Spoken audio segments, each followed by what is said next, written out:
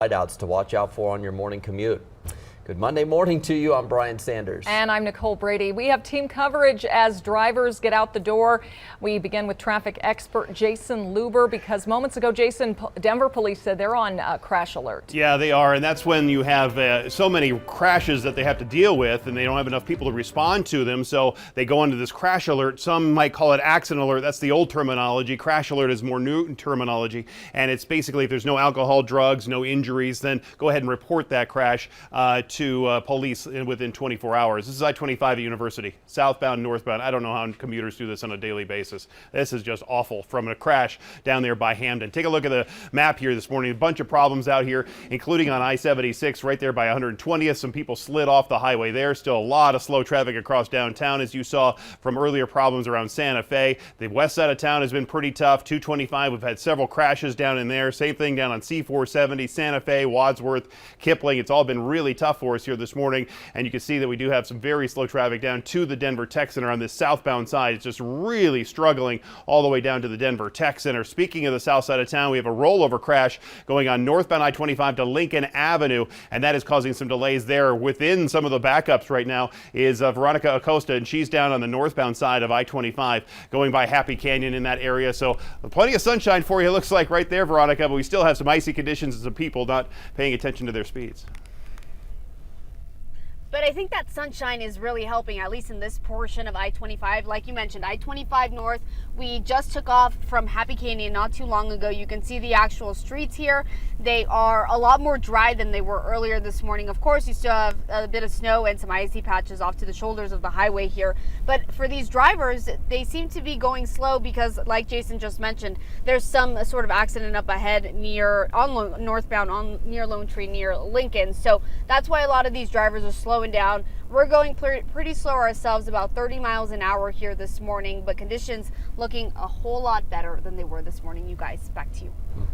Thanks, Veronica. Our team coverage continues with Christian Lopez. She's been tracking conditions all over the metro throughout the morning. She is at Santa Fe, off Santa Fe Drive, one of the major thoroughfares into downtown, and one of the places we've seen some crashes this morning. How's it looking where you are, Christian? Well, as a matter of fact, we almost saw a couple of cars get in a crash just 2 minutes ago. A car was turning left onto that street right there, almost got rear-ended because the driver behind them was going a little bit too fast. You can see that that road across the street has a lot more snow compared to this one we're seeing right here. This one's a little bit more slick. Most of the roads we've been seeing this morning look a lot more like this one. We were just talking about how this road across the street is actually the most snow-packed that we've seen so far. And I want to show you this turn right here as well. People have been taking it slow because you can see all of this snow right here. They're trying to avoid sliding, so we've been noticing people are careful when they're turning here. And across the street as well, I'm noticing that cars are taking it a lot slower on that road that has more snow on it. But definitely almost saw a crash, so be careful as you are headed out. We, for the most part, have been seeing the roads mostly clear, but we have seen some of those icy spots that Jason has been talking about. So just give yourself some time this morning as you head out. Be very careful. I'm going to send it back to you guys in the studio. All right. Thank you, Christian. It is nice to see the sun shining out there, it is. even though it's still really cold. Briefly. We're going to be under a little bit more cloud cover later. There's actually a slight chance we could see a few more light snow showers this afternoon. Throughout the day here. Okay. Hey, it's March, it's winter, right? We were hoping for this back in December when we had 0 snow on the ground. Right now, 13 degrees in Denver. It feels like 1. Obviously, a snow-covered city park there. Take a look at our emoji cast. Some sunshine here through the early morning hours. We'll be at about 27 degrees by noon. It's a chilly day. Highs are only going to be right around freezing this afternoon. That's a good 18 to about 20 degrees below normal. We're typically low 50s. Denver 32, Boulder 31. You'll find more 20s in the mountains and foothills. Evergreen this afternoon 25. And again, we may see a few light snow showers. You can see here on Futurecast at right around 7:45, 8 o'clock tonight where we get a little activity. I think if anything, it's going to be on that south side of town, closer to the Palmer Divide where we could see a little light snow tonight. Then we get a better break tomorrow. Warmer on Tuesday with another round of snow by Wednesday. We'll be tracking that, you guys, coming up here in just a few minutes. Thank you, Lisa. Well, thankfully, we haven't seen the kind of crashes we saw over the weekend. Police say 15 cars piled up, closing parts of northbound I-225 for more than an hour last night. This was from the CDOT camera. Happened at Iliff Avenue just south of Mississippi. 5 people were taken to the hospital with minor injuries. The highway finally reopened around 10:30. It was earlier in the day, though. Maybe you saw the push alert. At least 50 cars were involved in crashes on northbound I-25 at University. That happened around 3:30 yesterday afternoon. The fire department says there were only minor injuries reported, despite a number of vehicles being towed off. You can get weather and traffic updates anytime by downloading the free Denver 7 Plus app to your streaming device. Denver police are investigating a deadly shooting this morning. It happened on Welton Street, and we've learned a woman was killed after being rushed to the hospital. The investigation is centered around 25th Avenue and Welton in the Five Points neighborhood. Right now, a third round of talks between Russia and Ukraine is underway. Russia is offering a humanitarian ceasefire to let civilians evacuate, but Russia has broken similar promises in recent days. I want to take a live look from the capital city of Kyiv today, where it is 5 o'clock in the evening there. And a few minutes before sunset, the Ukrainian foreign minister again called for a NATO-enforced no-fly zone over the country. So far, U.S. and NATO leaders have said that's a non-starter because it could further provoke Russia's aggression. More than 1.7 million people have now fled Ukraine, creating the largest humanitarian crisis since World War II. Ian Pennell has the latest from Kyiv. This morning, Russia accelerating its attacks across Ukraine. This is the scene in Irpin, just north of Kyiv, as petrified locals try to leave under indiscriminate Russian bombardment. At least 5,000 have fled in the last 2 days. In this shocking video in the town, you can see a family at the top of your screen, with luggage in hand, trying to flee. And then this. A Russian mortar striking the middle of the road. Soldiers bravely risking their own lives to give first aid. But it was too late.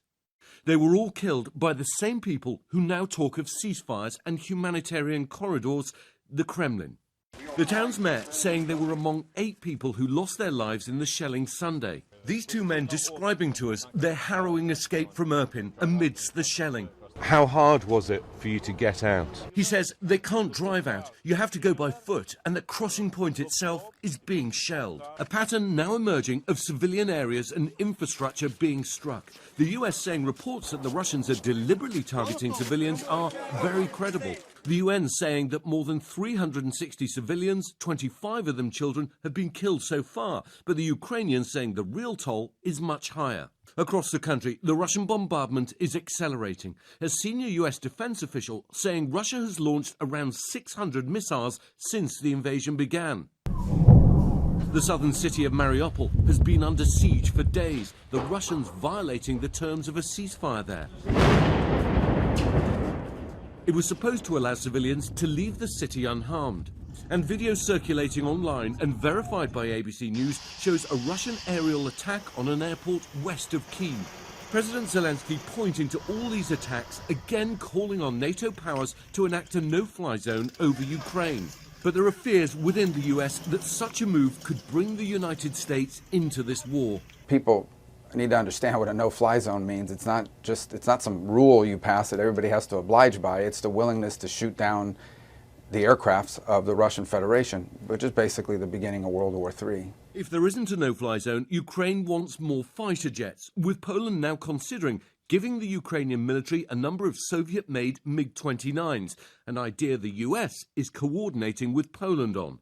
As Kyiv prepares for the city's defense, the mayor telling George that the fight isn't just about Ukraine, it's about the future of the world. We expect support from whole world, because we fighting not just for Ukraine, we fighting for values, we fighting for whole modern world. We have to stop Putin altogether. That was Ian Pennell reporting as we take a look at the U.S. financial markets this morning, reacting to some of that uncertainty in Ukraine. The Dow, NASDAQ, and S&P are all down in early trading. The Dow, you can see, down nearly a full percentage point amid near record oil prices, more sanctions, and more businesses pulling out of Russia. Jason, let's get a quick check of the roads. Yeah, still pretty slick in some spots, like here along southbound lanes of I-25 between Santa Fe and Broadway. You see the right lane is still blocked here with some of that ice and snow still in between lanes. Now comes another Denver police officer right now, but the sunshine is really starting to break up some of that ice and snow, and actually, Lisa, starting to dry out some lanes. Good, yeah, what a mess in spots. We are expecting more snow, though, here by midweek. So it's a Denver 7 weather action day here until 9 o'clock, and then we're likely going to see another one by midweek with more snow. Today, highs are going to be right around freezing. A good 10 degrees warmer tomorrow, so we'll see even more melting, you guys, on Tuesday. Still to come, Colorado lawmakers are tackling efforts to strengthen abortion protections this week, among other big changes in the law. Plus, having a child in the hospital is a scary situation for families. This week's Denver 7 Everyday Hero helps provide support during a stressful time.